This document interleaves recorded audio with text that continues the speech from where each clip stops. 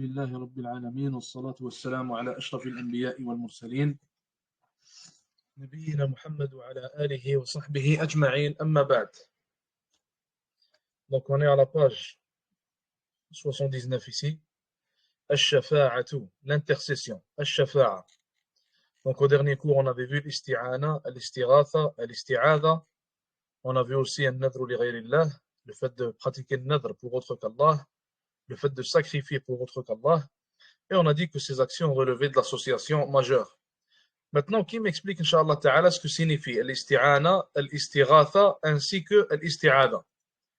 Que signifient ces trois termes qu'on a cités et qu'on a expliqués au dernier cours? Que signifient ces trois termes qu'on a cités et qu'on a expliqués au dernier cours?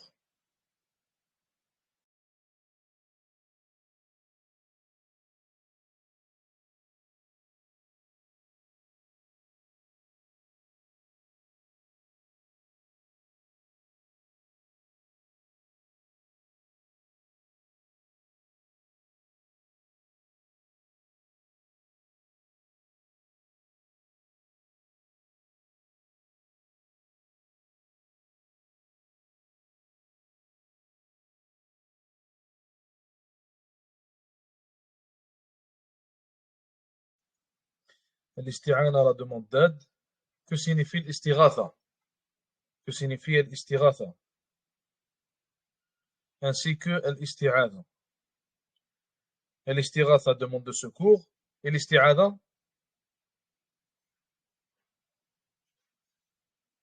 L'isti'adatu, c'est la demande de refuge, la demande de protection, qui est faite par exemple avec les adhkar, on demande refuge à Allah Azza wa Jal. Bref, al-shafa'a, l'intercession. تعريفها, sa définition. Donc le cheikh il a dit ici, تعريفها اصطلاحا التوسط للغير بجلب منفعة أو دفع مضرة. L'intercession c'est quoi? C'est qu'une personne intercède, une personne se mette au milieu d'une personne et d'une autre. Par exemple, ça c'est un exemple qu'on donne, quelqu'un se met au milieu d'une personne et d'une autre dans une certaine situation pour essayer en fait d'apporter un bien pour cette personne-là, ou alors pour essayer de la protéger par exemple d'un mal, pour essayer de la protéger par exemple d'un mal et de repousser ce mal-là. Un exemple d'intercession, par exemple, quelqu'un cherche un travail quelque part, il connaît un ami à lui qui travaille à un certain endroit, et il lui dit, vu que tu travailles déjà là-bas, vu que tu connais déjà les gens qui ils embauchent là-bas, est-ce que tu peux aller leur parler et leur dire s'ils peuvent me recruter? Donc ça, c'est une sorte d'intercession. La personne qui travaille à cet endroit-là, c'est l'intercédeur. Il est venu intercéder. Et la personne qui veut travailler, c'est celui pour lequel on intercède.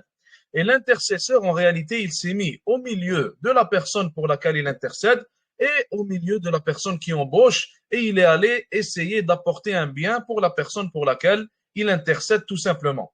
Donc ça, c'est un exemple de l'intercession. Et ça, c'est une intercession, bien sûr, mondaine. Et on va voir, Inch'Allah Ta'ala, qu'il y a l'intercession mondaine et l'intercession de la akhira, qu'on retrouve dans l'akhira, donc dans l'au-delà. Donc le cheikh dit ici, aqsamu shafa'ati ithnan. Les types de shafa'a, les types d'intercession se divisent en deux.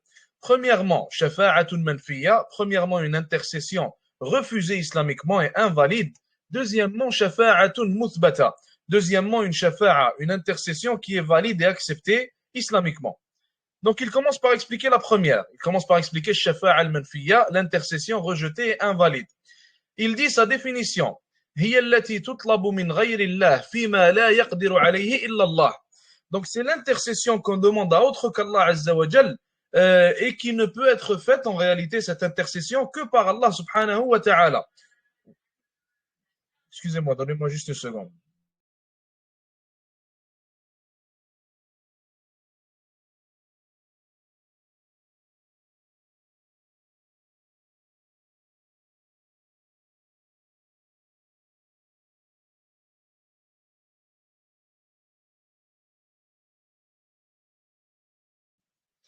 Excusez-moi, on continue, Inch'Allah. التي تطلب من غير الله فيما لا يقدر عليه إلا الله. Donc c'est l'intercession qui est demandée à autre qu'Allah Azza wa Jal, mais que seul Allah subhanahu wa ta'ala peut accorder. Seul Allah subhanahu wa ta'ala peut accorder. Daliluha, sa preuve, c'est la parole d'Allah Azza wa Jal.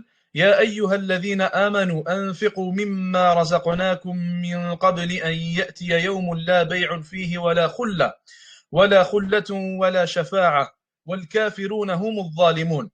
Donc Allah Azza wa Jalla dit, ô vous qui avez cru, donnez en sadaqa, anfiqu mimma razaqnakum, donnez en sadaqa de ce que nous vous avons accordé comme subsistance, avant que ne vienne un jour où l'amitié ou alors l'intercession ne sera d'aucune aide, ne sera d'aucun soutien pour la personne. Donc ici, en réalité, ça nous montre qu'il y a des intercessions qui ne seront d'aucune aide à une personne, car Allah Azza wa Jalla ne va pas les permettre, comme on va voir, Inch'Allah Ta'ala, dans les conditions de l'intercession. Et on a un deuxième type d'intercession qui est al-shafa'atul muthbata, l'intercession valide islamiquement et acceptée. Et sa définition, hiya allati tutlabu min Allah, c'est l'intercession qui est demandée et accordée par Allah subhanahu wa ta'ala. Donc ces conditions, pour que l'intercession soit considérée comme valide, elle doit satisfaire à deux conditions. Pour que l'intercession soit valide, elle doit satisfaire à deux conditions. أولاً إذن الله للشافع أن يشفع. Premièrement, qu'Allah subhanahu wa ta'ala donne l'accord à celui qui intercède et lui donne la possibilité d'intercéder, qu'il accepte le fait que cette personne-là intercède. Deuxièmement,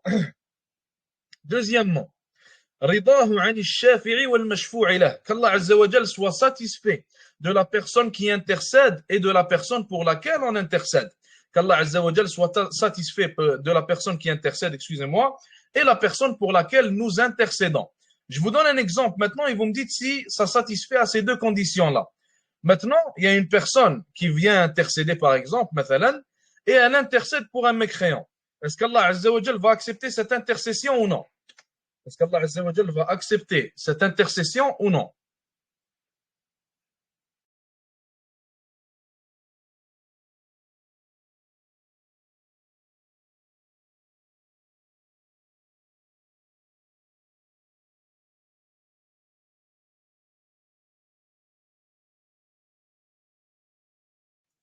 Allah Azza wa Jal ne va pas l'accepter. Pourquoi est-ce qu'Allah subhanahu wa ta'ala ne va pas l'accepter? Donc, à laquelle des deux conditions qu'on a ici, ce genre d'intercession ne satisfait pas? Quelle est la condition qu'on ne trouve pas dans ce genre d'intercession? Quel est le problème en réalité?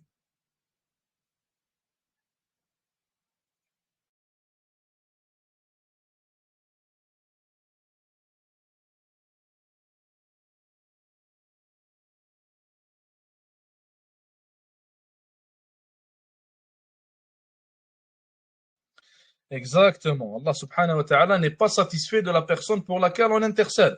Pourquoi? Car il est mécréant tout simplement. Pourquoi? Car il est mécréant tout simplement. Un mécréant qui vient intercéder pour un croyant, même chose. Allah Azza wa Jalla est satisfait du croyant, mais il n'est pas satisfait du mécréant. Donc le mécréant ne pourra pas intercéder. Quelqu'un qui vient satisfaire, mais Allah Azza wa Jalla ne lui accorde pas la possibilité, plutôt qu'il vient intercéder, excusez-moi, Allah Azza wa Jalla ne lui accorde pas ça. Il ne le laisse pas intercéder pour quiconque. Alors ça ne va pas satisfaire encore une fois à la première condition et son intercession ne sera pas acceptée, ne sera pas valide. Et la preuve de tout cela, premièrement, la parole d'Allah Azza wa Jal, Man dha alladhi yashfa'u 'indahu illa bi'idhnih. Qui est celui qui intercède auprès de lui sans sa permission? Donc personne n'intercède auprès d'Allah Azza wa Jal sans sa permission, et ça c'est la condition numéro 1. Deuxième condition dans la parole d'Allah Azza wa Jal, وَكَمْ مِنْ مَلَكٍ فِي السَّمَاوَاتِ لَا تُغْنِي شَفَاعَتُهُمْ شَيْئًا إِلَّا مِنْ بَعْدِ أَنْ يَأْذَنَ اللَّهُ لِمَنْ يَشَاءُ وَيَرْضَى. Allah Azza wa Jal dit ici, combien de malak, combien d'anges dans les cieux, leur shafa'a, leur intercession ne sert à rien et ne sert en rien. إِلَّا مِنْ بَعْدِ أَنْ يَأْذَنَ اللَّهُ, sauf après qu'Allah Azza wa Jal leur donne le droit d'intercéder liman yasha'u wa yarda, à qui il désire, à qui Allah Azza wa Jal désire et à qui il est satisfait. Donc ici on a yarda, la satisfaction, et ça c'est la deuxième condition, qu'Allah Azza wa Jal soit satisfait premièrement de celui qui intercède et deuxièmement de celui pour qui on intercède. Maintenant un point relié, hukmu talab ash-shafa'ati min al-hayy al-qadir. Quel est le jugement de demander intercession auprès d'une personne qui est vivante et qui est capable d'intercéder pour nous? Et ça, je vais pas le lire tout de suite, je vous laisse répondre avant. Quel est le jugement de demander une intercession à quelqu'un qui est vivant et qui est capable d'intercéder pour nous? Quel est le jugement de cela?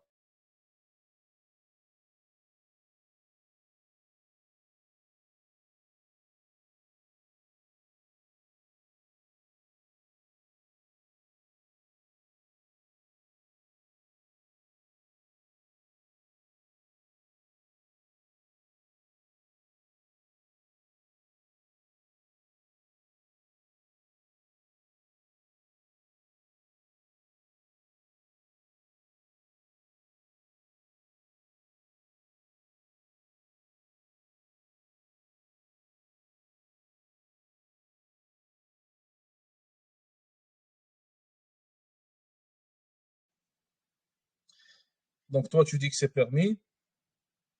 J'attends les autres réponses. Quel est le jugement de demander intercession pour quelqu'un qui est vivant et qui est capable de nous aider? Concentrez-vous sur les termes qu'on vient de citer.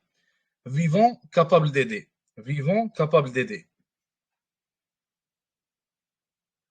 C'est permis tout simplement. C'est permis pour deux choses. Premièrement, car il est vivant. Ça, c'est la première condition. Et il faut savoir que des fois, les chouyours, des fois, les savants, ils vont citer des conditions sans te dire que ce sont des conditions, comme dans ce cas-là.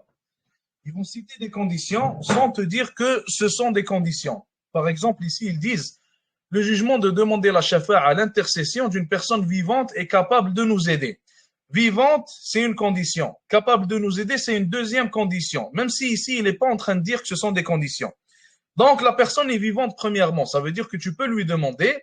Et deuxièmement, elle est capable de t'aider. Ça veut dire que ce que tu vas lui demander, ce n'est pas une chose propre à Allah Azza wa Jal, mais plutôt c'est une chose à propos de laquelle elle peut t'aider. C'est une chose à propos de laquelle elle peut t'aider. Et rappelez-vous de l'exemple qu'on a cité au début, quelqu'un qui veut travailler quelque part, mathalan, il demande à quelqu'un qui y travaille déjà d'aller parler aux gens de cet endroit-là pour l'embaucher. Donc ça, c'est une intercession. La personne qui intercède est vivante, premièrement, et cette même personne-là est capable d'aider, deuxièmement. Donc l'intercession est permise, l'intercession est légiférée. Et si tu lui demandes bien sûr une chose qui est propre à Allah subhanahu wa ta'ala, donc là ça rentre dans l'association avec Allah azza wa jal. Et ça bien sûr ce n'est pas permis et il ne sera jamais capable de t'aider d'ailleurs. Et personne ne peut t'aider à ce propos-là. Personne ne...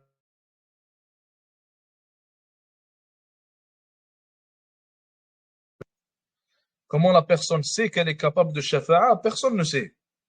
La shafa'a qui est reliée à l'au-delà, personne ne peut savoir s'il est capable de shafa'a, sauf ceux qu'Allah Azza wa Jal a cités, comme le prophète sallallahu alayhi wa sallam. Allah subhanahu wa ta'ala nous a cité qu'il va intercéder le jour du jugement, donc on est sûr qu'il va intercéder, comme les autres prophètes, mathalan, comme certains anges, etc. Certains croyants vont aussi intercéder, sauf que ces croyants-là qui vont intercéder, on ne sait pas exactement c'est qui. Allah Azza wa Jal n'a pas cité leur nom, il n'a pas cité c'est qui. Donc on le verra, Inch'Allah Ta'ala, le jour du jugement. Allah subhanahu wa ta'ala a aussi cité dans le Coran et dans ce qu'il a révélé à son prophète, alayhi salatu wassalam, qu'il y a certains types de gens qui pourront intercéder, comme les martyrs, mathalan. Donc maintenant, on sait que les martyrs, celui qui meurt martyr, il pourra intercéder, Inch'Allah Ta'ala. Mais qui est-ce qui est mort comme martyr et son martyr a été accepté? Allahu a'lam. Ça, personne ne peut le savoir en réalité, sauf si Allah Azza wa Jal le cite. Comment on peut demander à ceux qui sont capables et vivants? En fait, là, on parle de l'intercession mondaine. Il faut que vous fassiez une différence dans votre tête. Il y a l'intercession mondaine et il y a l'intercession reliée à l'au-delà. L'intercession religieuse, entre parenthèses. Donc, quand on parle d'intercession mondaine, c'est comme s'aider, mathalan, à trouver un travail, quelqu'un aide une autre personne à trouver un époux, une épouse, etc. Quelqu'un aide une autre personne à avoir de l'argent s'il est en besoin. Ce genre d'aide-là, ça, ce sont des intercessions mondaines.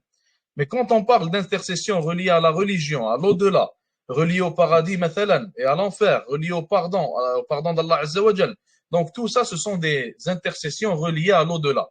Et pour ces intercessions-là, on ne sait pas qui pourra le faire, comme je viens de le dire, sauf ceux qu'Allah Azza wa Jal a cités clairement, comme son prophète, alayhi salatu wassalam. Est-ce que pour le prophète sallallahu alayhi wa sallam, il y aura des conditions? Mais en fait, si tu revois les deux conditions qu'on a ici, Allah Azza wa Jalla a permis à son prophète, premièrement, d'intercéder, donc ça correspond à la première condition, Et Allah Azza wa Jal est satisfait de son prophète alayhi salatu wassalam. Et le Nabi alayhi salatu wassalam ne va intercéder que pour ceux à propos de qui Allah Azza wa Jal est satisfait. Donc le Nabi alayhi salatu wassalam, son intercession satisfait à toutes ces conditions-là. Est-ce que tout le monde comprend, Inch'Allah, ou alors est-ce qu'il y a des questions? Est-ce que tout le monde comprend ou y a-t-il des questions?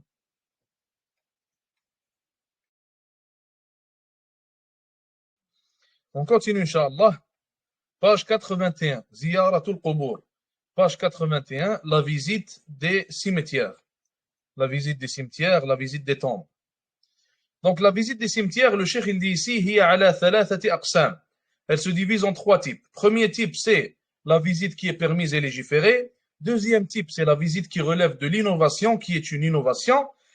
Troisième type, c'est la visite qui relève de l'association majeure. Qui relève de l'association majeure. On commence avec le premier type. Ziyaratun shar'iyya. Premièrement, une visite légiférée. Donc, visite du cimetière qui est considérée légiférée islamiquement. وهي زيارة القبور لتذكر الآخرة. Et cette visite-là, en fait, elle est faite soit pour, premièrement, se rappeler de la akhira, se rappeler de la mort. Nabi alayhi salatu salam, il a dit dans un hadith, je vous avais interdit de visiter les tombes, mais maintenant je vous le permets. Donc maintenant, visitez les tombes, car elles rappellent la akhira, car elles rappellent la akhira. À peu près, ce sont à peu près les mots du prophète alayhi salatu salam, c'est pas exact, mais c'est ça l'idée du hadith. Donc, le Nabi alayhi salatu salam a permis la visite des tombes pour se rappeler de la mort, pour se rappeler qu'on va mourir un jour, pour se rappeler de la akhira. Et d'ailleurs, le fait de voir des morts ou alors le fait de voir des tombes, surtout les tombes de gens qu'on connaissait, maintenant, affecte grandement le cœur du croyant et lui rappelle qu'un jour, il va être dans cette tombe-là. Et ça va le pousser, Inch'Allah Ta'ala, à être assidu à propos de sa religion. Donc ça, c'est une première raison qui permet la visite des tombes. Deuxième raison, deuxième motif qui permet la visite des tombes. L'issalami ala ahliha, pour passer le salam à ses habitants, aux habitants des tombes.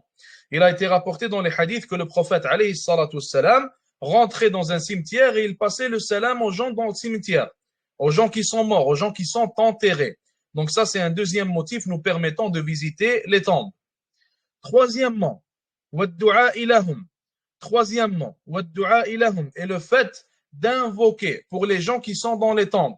Le fait d'invoquer pour les gens qui sont dans les tombes. Maintenant, le fait d'invoquer pour les gens qui sont dans les tombes, il faut savoir que c'est une situation un peu délicate, si je peux dire ça comme ça. Le fait d'invoquer pour ceux qui sont dans les tombes en visitant leurs tombes, c'est une chose qui est peut-être un peu délicate, car c'est une porte ouverte en réalité à l'innovation et au shirk. Donc, le fait de visiter des tombes juste pour invoquer pour ces tombes-là, c'est en réalité une porte ouverte pour l'innovation et pour le shirk de différentes manières. Pour ça qu'il vaudrait mieux éviter ce genre de choses-là. Si quelqu'un va visiter une tombe, mathalan, et se rappelle sur le moment d'invoquer pour la personne, il n'y a aucun mal à ça. Mais si quelqu'un va visiter la tombe ou le cimetière juste pour invoquer, c'est là qu'il y aurait possiblement un problème.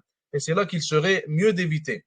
Donc, car ça revient en fait à ressembler aux gens qui vont adorer les tombes et qui vont invoquer ces tombes-là. Et même d'ailleurs, subhanallah, il y avait une histoire qui a été rapportée d'une personne qui était importante dans sa communauté, dans un pays musulman. Et cette personne-là n'adorait pas les tombes et n'invoquait pas les tombes. Sauf qu'un jour, cette personne-là, il est allé à côté d'une tombe et il a commencé à invoquer pour la personne qui est morte. Il a commencé à invoquer pour la personne qui est morte. Donc, le fait qu'il ait invoqué pour la personne qui est morte et qu'il soit important dans sa communauté, lorsque les gens l'ont vu, ils pensaient qu'il invoquait le mort. Ils pensaient qu'il faisait dua au mort. Donc, ce qu'ils ont fait, ils ont commencé à suivre cette pratique à cause de lui et à cause de son action, à cause de ce qu'il venait de faire. Il a fait une action sans y penser et ça a fait en sorte que les gens ont commis le shirk à cause de son action. Pour ça que je vous dis que c'est très délicat. Il y a un cheikh qui a dit que c'est une innovation. C'est pour ça que je vous dis que c'est délicat. Il y a des savants qui en ont parlé. Donc, pour ça que je vous dis que c'est une situation très délicate. Il y a des savants qui ont dit que c'est de l'innovation, oui, mais c'est très délicat comme situation. Donc, celui-là, on va possiblement l'enlever. On fait comme s'il n'était pas là, Inch'Allah. Deuxièmement, ziyaratun bid'iyya. D'ailleurs, une chose qu'on doit garder en tête, est-ce que le fait, maintenant, qu'on ne soit pas d'accord avec l'auteur du livre sur ce point-là fait en sorte qu'on devrait rejeter cet auteur-là ou rejeter tous ses enseignements, qu'est-ce que vous en pensez? Alors, comment on devrait se comporter face à ça?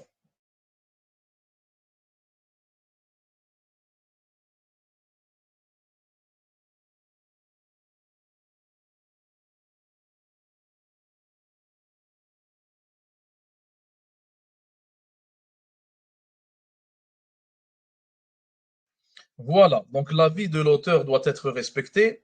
On doit pas avoir de l'enmité ou quoi que ce soit vis-à-vis de lui à cause de ça. On doit se comporter avec lui de la meilleure des manières et on doit se rappeler que tout le monde est fauteur. Et lui, si on arrive à trouver une erreur ou deux ou trois dans son livre, il faut savoir que si nous, on aurait fait un livre, on aurait trouvé possiblement 10 ou 15 ou 100 erreurs. Donc, il faut bien se comporter face à ces gens-là. Il faut demander à Allah Azza wa Jal tout le temps d'accorder les plus hauts degrés du paradis à cet auteur-là, qu'Allah Azza wa Jal le récompense, car grâce à lui, on apprend notre religion. Et grâce à lui, grâce à Allah avant tout, puis à lui, on est en train d'apprendre comment ne pas tomber dans l'association et comment plaire à Allah Azza wa Jal. Donc, une erreur ne va pas effacer l'océan de bien qu'a commis cette personne-là, qu'Allah Azza wa Jal le récompense.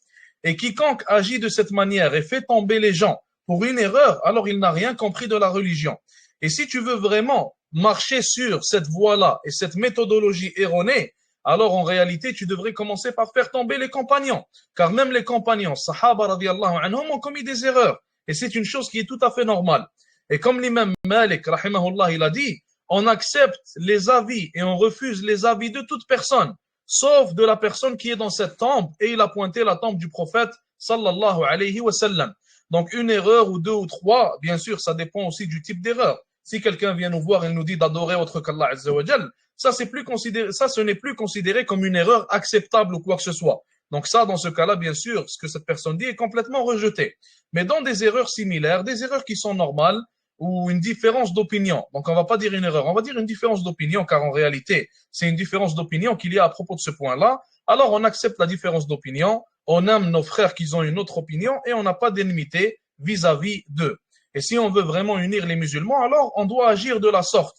Et on ne doit pas avoir la mentalité Maître Ali qui vient faire tomber la personne pour la moindre erreur qu'elle commet. Même si c'est une erreur qui fait partie des aspects secondaires. Donc il faut faire attention à ça. Deuxièmement, ziyaratun bid'iyya. Deuxièmement, une visite qui est considérée comme étant une innovation. Tunafi kamal at-tawhidi wa hiya wasilatun min wasa'il ash-shirk. Donc la visite qui est une innovation, le cheikh vient de la définir en disant qu'elle est, en fait, elle contrarie, ou plutôt elle vient opposer le tawhid, ou plutôt elle vient opposer la perfection du tawhid. Elle vient opposer la perfection du tawhid. Qu'est-ce qu'il veut dire par là? Ça veut dire que si une personne commet une innovation, son tawhid est encore valide. On peut encore appeler cette personne un muwahhid, car il est musulman. L'innovation ne le sort pas de l'islam. Sauf qu'une innovation vient faire en sorte que ton tawhid n'est pas parfait et il n'est pas complet, même s'il est encore présent, même s'il est encore existant. Alors que le shirk, l'association majeure, vient faire en sorte que le tawhid d'une personne disparaît et devient inexistant à cause de l'action qu'il vient de commettre, qui vient d'annuler tout son tawhid. Donc en réalité, l'innovation fait en sorte que le tawhid est incomplet et l'association majeure fait en sorte qu'il est inexistant. Donc il dit, elle fait en sorte que le tawhid devient incomplet ici dans ce cas-là. Et elle est une voie, elle est une porte ouverte vers le shirk. L'innovation est une porte ouverte vers le shirk. Tout comme les péchés sont une porte ouverte vers l'innovation et vers le shirk aussi. Donc des fois, subhanallah, on va voir quelqu'un, qu'Allah Azza wa Jal nous en préserve ainsi que tous les musulmans, des fois on va voir quelqu'un qui va commencer à faire des petits péchés. Après quelque temps, il va commencer à faire des péchés majeurs. Et après quelque temps, tu entends que cette personne a apostasié, il a quitté la religion. Donc il a commencé avec un petit péché. Et après, il est sauté à l'étape où il a complètement quitté la religion d'Allah Azza wa Jal. Ce qui veut dire que, comme les savants le citent, le péché est une porte ouverte vers l'innovation et vers l'association. Donc, il faut jamais penser que ce qu'on est en train de faire, c'est seulement un petit péché, c'est rien. Je peux me repentir pour ça, Allah Azza wa Jal va me pardonner. Il faut jamais penser de cette manière-là. Il faut plutôt penser que même ce petit péché que je suis en train de commettre aujourd'hui, même si je le vois comme étant tout petit, et même s'il est considéré comme étant tout petit, il pourrait être une cause d'apostasie wal iyadhu billah dans quelques mois, voire quelques années. Donc, la visite qui est considérée comme étant une innovation. Par exemple, des exemples qu'il cite. Premier exemple que le cheikh cite ici. Par exemple, quelqu'un qui a l'intention d'aller adorer Allah Azza wa Jal à côté de la tombe. Et ça, c'est une innovation. On n'a jamais entendu du prophète alayhi salatu wassalam qu'il est allé faire des prières, mathalan, qu'il est allé faire salawat à côté d'une tombe. Donc ça n'existe pas. On n'a jamais entendu les compagnons le faire. Les salafs n'ont jamais parlé de ça. Ils ne sont jamais allés faire une sorte de chose similaire. Donc le fait d'aller, avoir l'intention d'aller adorer Allah Azza wa Jalla à côté d'une tombe, ça ne sort pas en fait de la religion des salafs tout simplement, ni de leur méthodologie. Donc c'est tiré des innovations et des innovateurs. Comme par exemple aussi d'aller lire le Coran à côté d'une tombe. Ça encore une fois, ça n'a pas été rapporté de quiconque parmi les salafs. Deuxième exemple.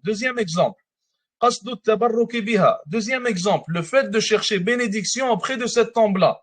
Le fait de chercher bénédiction de cette tombe-là.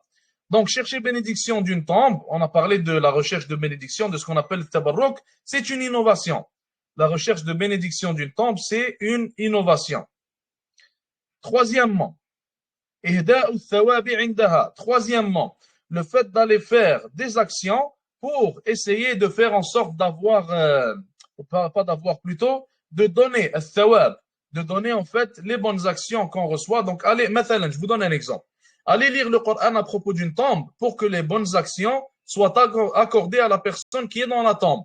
Et ça, encore une fois, ça fait partie des innovations. Ça, encore une fois, ça fait partie des innovations. Quatrièmement, c'est faire ses bagages et voyager vers une certaine tombe ou un certain cimetière en recherchant soit la bénédiction ou alors autre chose.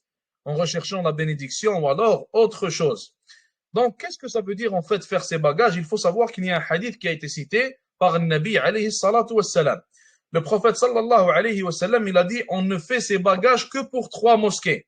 Ça veut dire on ne peut faire ses bagages pour voyager que vers 3 mosquées, si on recherche la bénédiction de ces mosquées-là. Il a dit premièrement Al-Haram al-Makki, donc Mecca, deuxièmement Medina et troisièmement Al-Quds, troisièmement Al-Masjid al-Aqsa. Donc une personne qui fait ses bagages pour aller dans une mosquée, en recherchant la bénédiction de cette mosquée, elle ne peut le faire que pour ces 3-là. Elle ne peut le faire que pour ces 3 mosquées que nous venons de citer. Est-ce que ça veut dire qu'une personne qui veut aller étudier maintenant la science, quelque part, il n'a pas le droit de le faire, ni de faire ses bagages pour ça?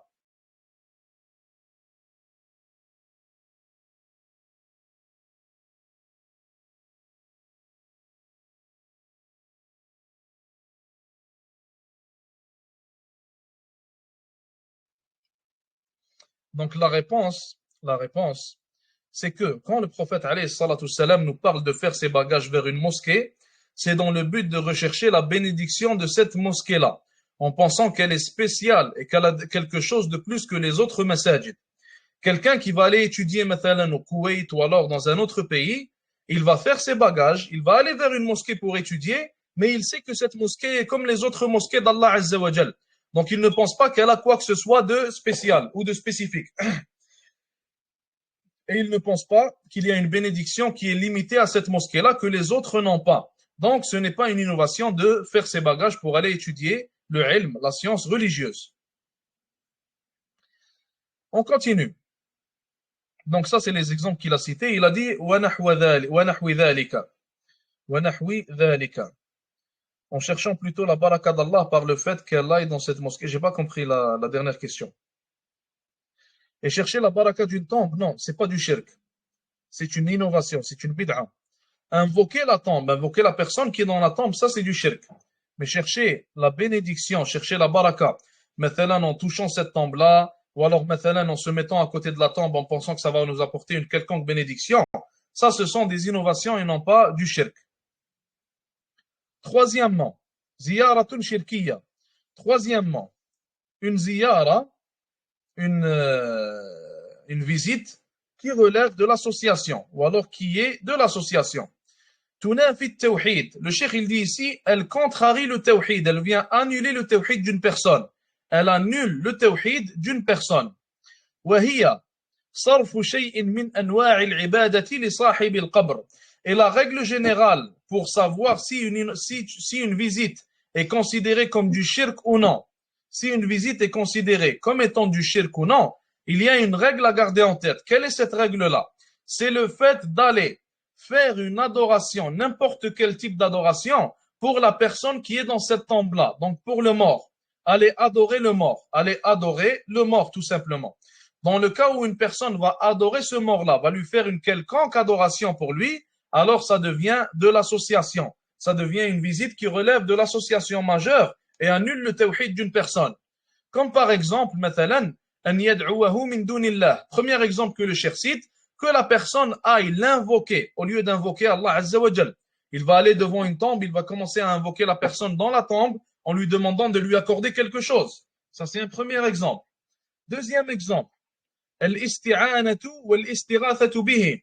Deuxièmement, qu'il ait demandé le secours et qu'il ait demandé l'aide à la personne qui est dans la tombe, alors que la personne est morte et elle n'est pas capable de l'aider. Troisièmement, troisièmement, le fait par exemple de sacrifier ou de faire ce qu'on appelle un nadr pour la personne qui est dans la tombe et toutes sortes d'autres adorations, toutes sortes d'autres adorations tout simplement. Est-ce qu'il y a des questions? Ou alors est-ce qu'on continue?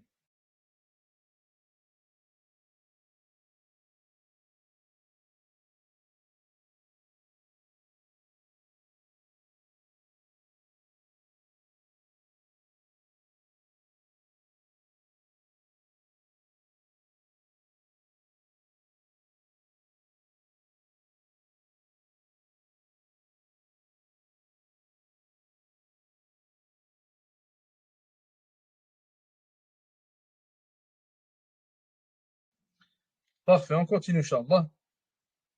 Donc, 83, As-Sihr. Page 83, As-Sihr. As-Sihr, c'est la magie noire. Donc, on en a parlé brièvement quand on a vu Nawaqid l'Islam, quand on a vu les 10 annulatifs de l'Islam. On va le revoir ici plus en détail, Inch'Allah. Donc, premièrement, ta'rifuhu istilahan, sa définition en islam. رقى وعزائم وتعاويذ وأدوية وعقاقير تؤثر على القلب والبدن بإذن الله. تؤثر على القلب والبدن بإذن الله. En réalité, cette définition, elle est un peu longue, donc on va dire, ce sont toutes manières en fait de pratiquer la magie noire qui va avoir un impact sur la personne, qui va avoir un impact sur une certaine personne. Et bien sûr, cet impact, comme le cheikh le rajoute aussi, il ne peut pas y avoir d'impact que si Allah Azza wa Jal le désire et le permet.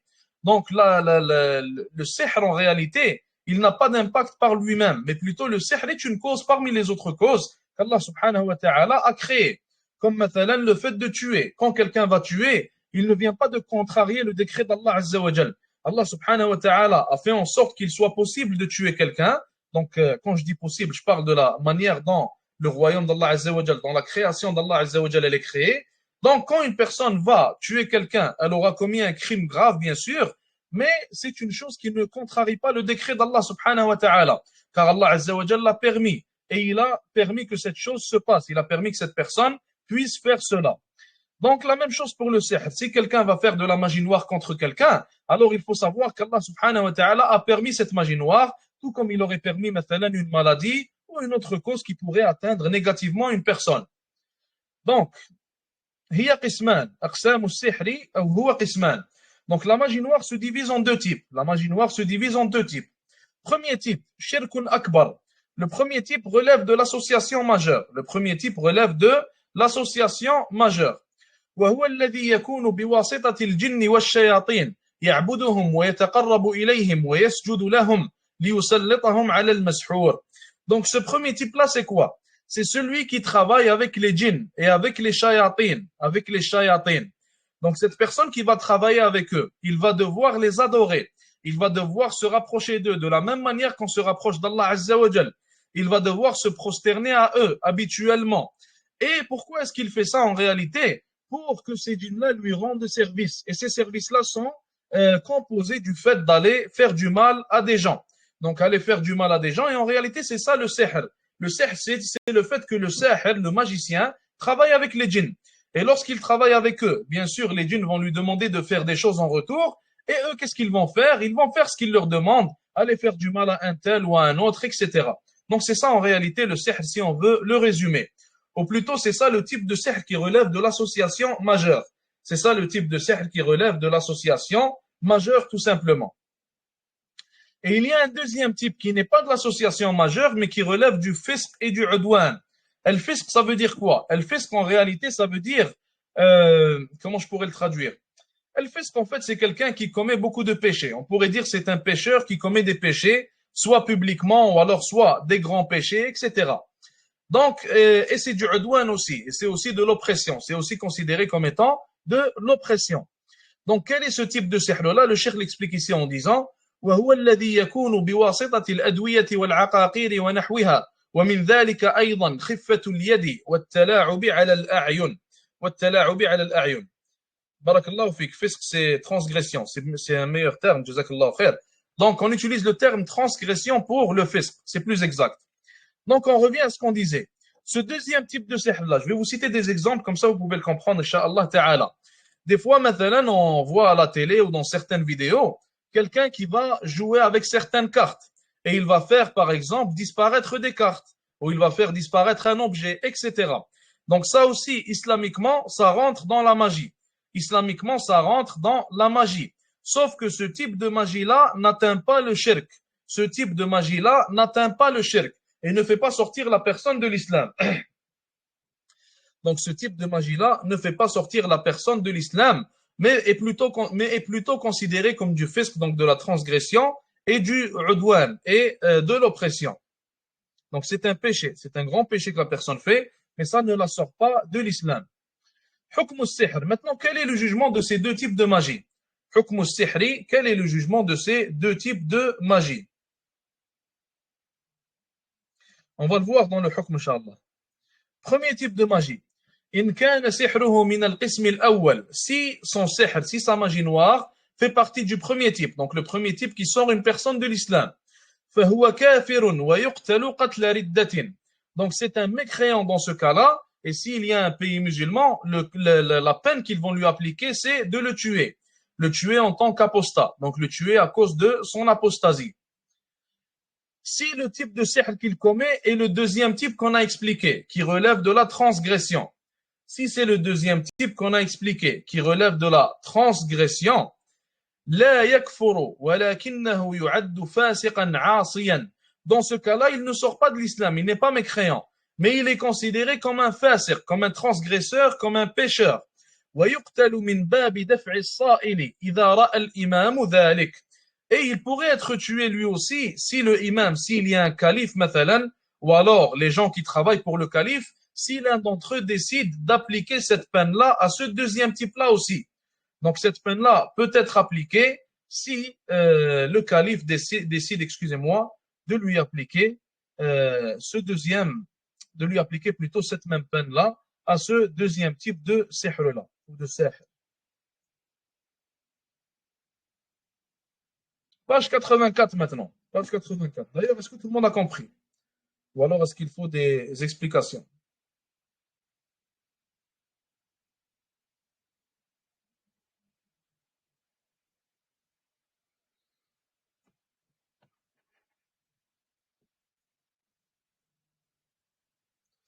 Certaines personnes choisissent spécifiquement les jours de l'Eid pour se rendre sur les tombes de leurs proches et leur donner le salam.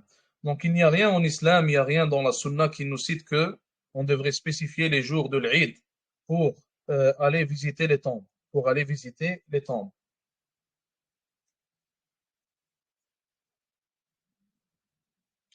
L'intercession reliée à l'au-delà serait de demander le jour du jugement d'entrer au paradis. Donc c'est pas nécessairement seulement ça. Bien sûr, ça c'est la plus générale, celle qui va prendre le plus de place possiblement. Comme le Nabi alayhi salatu salam, comme on a déjà vu, il a plusieurs intercessions. L'une des intercessions du prophète alayhi salatu salam, c'est de demander que le jugement commence. Une autre, c'est d'ouvrir la porte du paradis. Une autre parmi ces intercessions, c'est de sortir des gens qui sont musulmans de l'enfer. Et donc, il y aura aussi des anges qui vont intercéder de la même des manières. Il y aura aussi de la même manière, excusez-moi. Il y aura aussi des croyants qui vont aussi intercéder de la même manière, etc. Donc, en réalité, c'est ça l'intercession qu'il y aura le jour du jugement. Le shirk mineur, on répète sa définition, le deuxième type de shirk, c'est celui هو الذي يكون بواسطة الأدوية والعقاقير ونحوها ومن ذلك أيضا خفة اليد والتلاعب على الأعين. Donc ce genre de sihr-là, en fait, il va inclure les jeux que des personnes font avec leurs mains, de faire disparaître des choses, ou alors ici, il cite des types de médicaments, mais je ne sais pas vraiment de quoi il parle honnêtement. Donc si quelqu'un aurait une information à propos de ça, je ne sais pas quel sihr est fait avec des médicaments ou quoi que ce soit, mais médicaments qui droguent, qu'est-ce que ça signifie médicaments qui droguent? Dans quel sens? Et pour faire croire aux illusions. Ok, donc si c'est ça, alors s'il parle de ce genre de choses-là, ça revient toujours à l'illusion. Donc l'illusion qui est faite soit avec les mains, soit avec des médicaments, etc. Jazakallah khair, akhi. Donc si on pourrait résumer ça, on pourrait dire que c'est tout ce qui relève de l'illusion en réalité, de choses qui n'existent pas, et la personne essaie de faire en sorte à ce que les gens voient des choses qui n'existent pas en réalité. Comme le sihr, par exemple, qu'on fait, le sahara, qu'on fait les magiciens au temps de Moussa alayhi salam.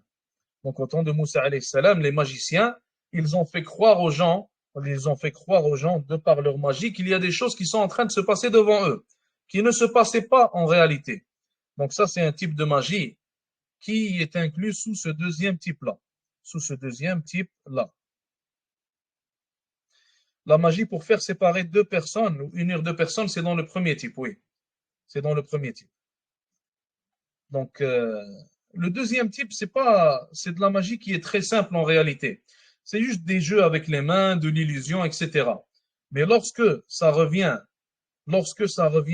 à de la magie qui cause, mathalan, de la différence, des problèmes dans la vie des gens, qui commence à causer, mathalan, des imaginations dans la tête d'une personne, ou alors même des maladies physiques, etc. Donc ça revient au premier type. Ça revient au premier type. Le mal occulte, comme certains l'appellent, ça revient au premier type.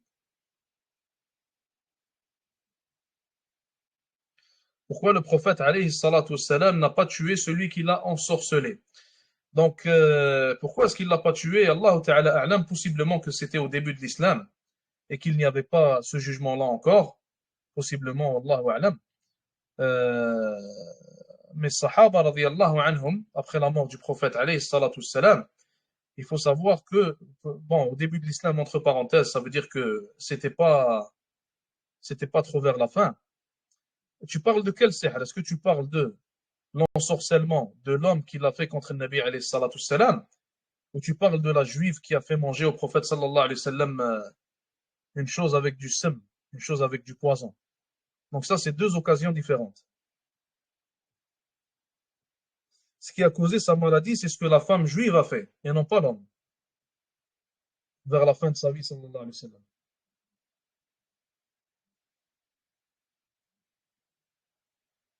Ça, c'était dans le cas de l'homme. Donc regarde, il y a deux événements, regardez.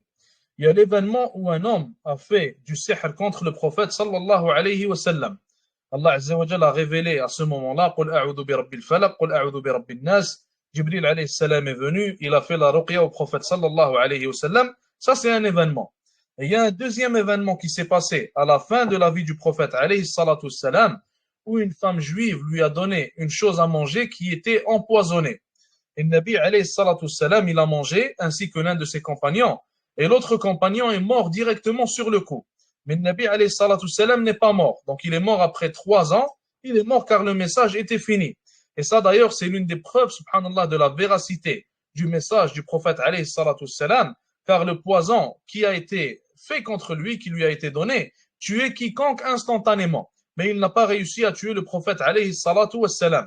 Et le Nabi alayhi salatu salam est mort quand le message est fini, quand il a fini de faire ce qu'il avait à faire. Allah Azza wa Jalla l'a repris et a repris son âme alayhi salatu salam. Donc ça, ce sont deux événements distincts. Ce sont deux événements différents et distincts. Après, pour ce qui est du fait de tuer le sahir, sahaba radiyallahu anhum, après la mort du prophète alayhi salatu salam, il n'y avait pas seulement Hafsa, mais beaucoup parmi les compagnons qui ont tué des magiciens. des gens qui faisaient de la magie noire et qui faisaient en fait le premier type de magie qu'on vient de voir. Il y a beaucoup de sahabis qui l'ont fait. Donc on continue, Inch'Allah. On continue. الدليل على أن السحر كفر. Quelle est la preuve que le sihr relève de l'association majeure? C'est la parole d'Allah Azza wa Jal où il a dit وما يعلمان من أحد حتى يقولا إنما نحن فتنة فلا تكفر. Et ils n'apprenaient rien à personne. Donc ici, Allah Azza wa Jal nous parle des deux anges qui sont allés à Babel. Allah Azza wa Jal a envoyé deux anges à Babel, donc à Babylone, pour apprendre la magie aux gens. Et ces anges-là, Allah subhanahu wa ta'ala nous cite dans ce verset qu'ils n'apprenaient jamais la magie à une personne avant de lui avoir dit Innama nahnu fitnatun fala takfur. Nous sommes une fitna pour toi, nous sommes un test pour toi de la part d'Allah Azza wa Jal, fala takfur. Donc ne m'écrois pas en tombant dans cette fitna, ne m'écrois pas en apprenant cette magie et en la pratiquant. Donc ici, ça nous cite dans ce verset de Surat al-Baqarah clairement que la magie relève de l'association majeure et que quiconque la pratique, quiconque l'apprend, comme l'ont cité les deux anges ici dans le verset, va tomber dans le kufr, il va tomber dans l'association majeure. Comme on a cité, comme vous le savez déjà, on l'a déjà cité, il y a une différence d'opinion. Mais l'avis correct, wallahu ta'ala a'lam, c'est que ça relève de la mécréance. فمن فعله أو تعلمه أو رضي به كفر وخرج من الإسلام.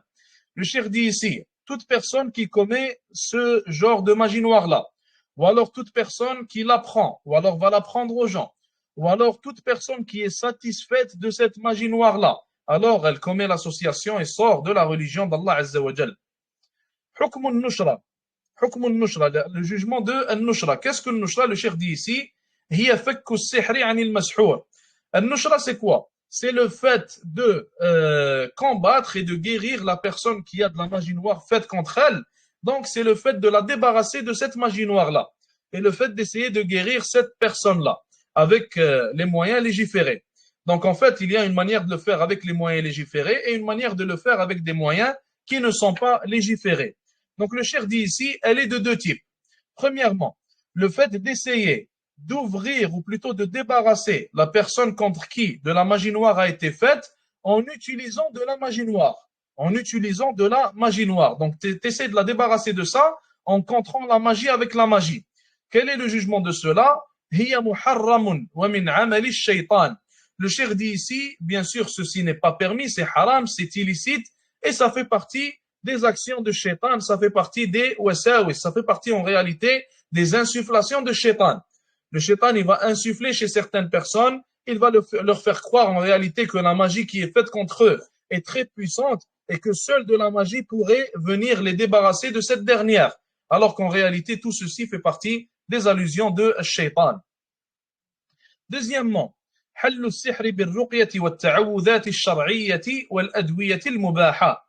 Deuxièmement, c'est le fait de se débarrasser, de se guérir de la magie noire par la ruqya qui est légiférée, par les demandes de refuge, la recherche de refuge auprès d'Allah Azza wa Jal, en récitant par exemple قل أعوذ برب الفلق, en récitant قل أعوذ برب الناس, والأدوية المباحة, et les médicaments qui sont permis.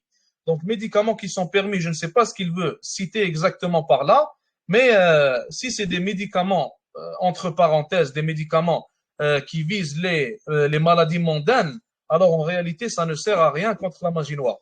Ce genre de médicament ne sert à rien contre la magie noire. Donc, probablement, le cheikh, ce qu'il veut citer, c'est des types de médications qui sont reliés au mal occulte.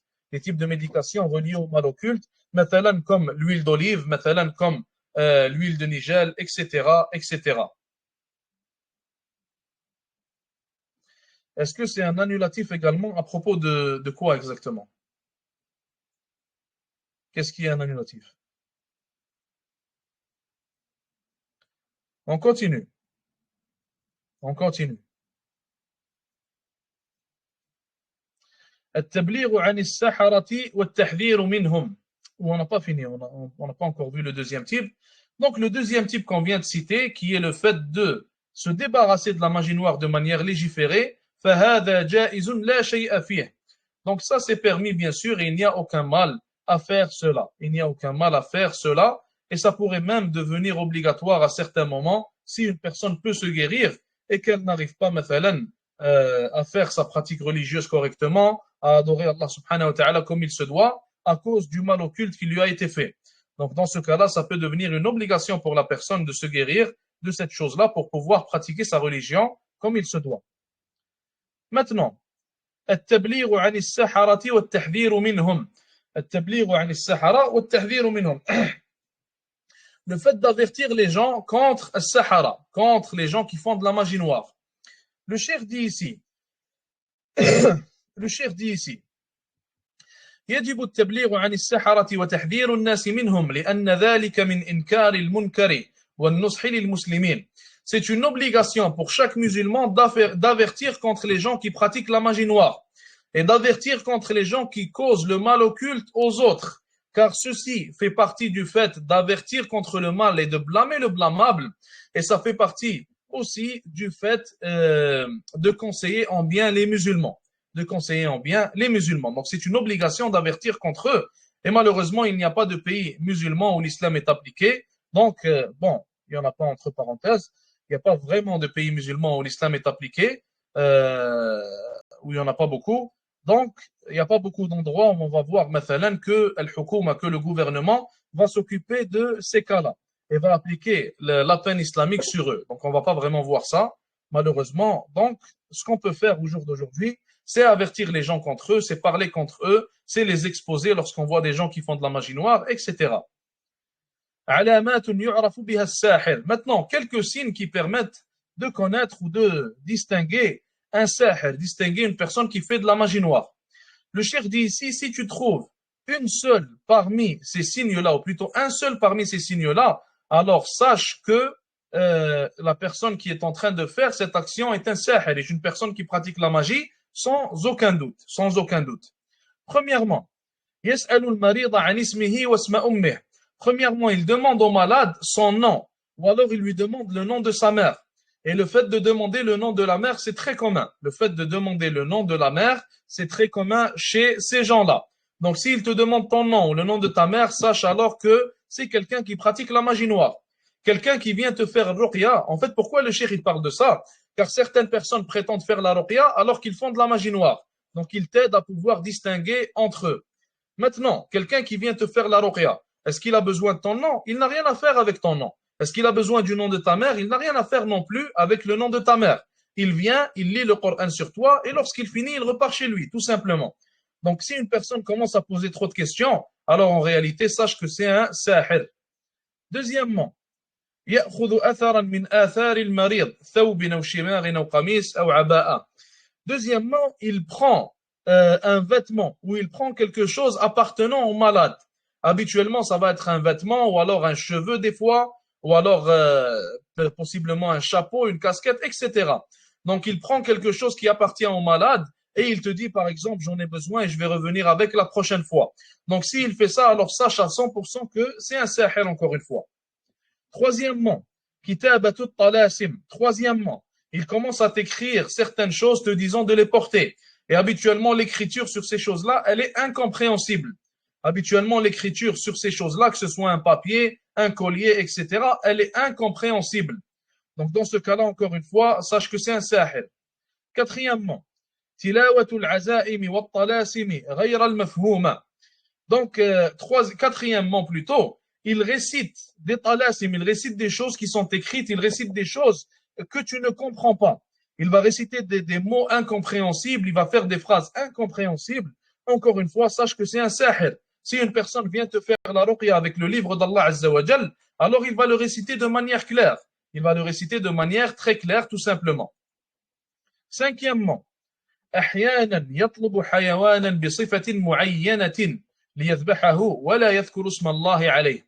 Donc des fois ce que le sahir va faire, ou plutôt souvent il va faire ça, il va demander un animal, il va te demander de lui apporter un animal spécifique, que ce soit un chat, que ce soit un oiseau, etc. Et habituellement, ce qui se passe aussi dans certains pays musulmans, des fois il va demander des parties d'un animal, qu'Allah Azza wa Jalla nous en préserve, des parties d'un animal et non pas tout l'animal. Mathalan, juste la tête de l'animal, ou alors la moitié de son corps, ou alors mathalan, le pied d'un animal, etc. Donc des fois, il va demander des parties de l'animal et non pas tout l'animal. Et des fois, il va demander tout l'animal, dépendamment. C'est vraiment, c'est pas une science exacte, donc c'est du cas par cas, on va dire. Et des fois, ce qu'il va faire, c'est qu'il va mettre ses mains dans le sang de l'animal et il va toucher l'endroit où la personne est malade avec ce sang-là, ou il va toucher des endroits de la maison avec ce même sang-là.